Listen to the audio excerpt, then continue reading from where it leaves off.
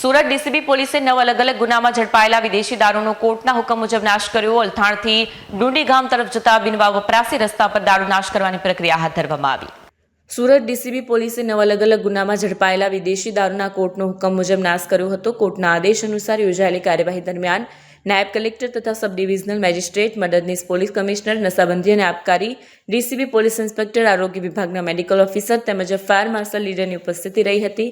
સમગ્ર પ્રક્રિયા નિયમો અનુસાર અને કડક દેખરેખ હેઠળ પૂર્ણ કરવામાં આવી। નાશ કરવામાં આવેલા દારૂની વિગત મુજબ 750 મિલીની 1742 બોટલ, 375 મિલીની 1006 બોટલ, 180 મિલીની 27,658 બોટલ તથા બિયરના 6,618 ટીનનો સમાવેશ થાય છે। આમ કુલ 37,024 બોટલ ટીનનો નાશ કરવામાં આવ્યો હતો। ડીસીબી પોલીસે જણાવ્યું હતું કે ગેરકાયદેસર દારૂના વેપાર સામે કડક કાર્યવાહી ચાલુ રહેશે અને કાયદાનો ભંગ કરનાર સામે કડક પગલાં લેવામાં આવશે।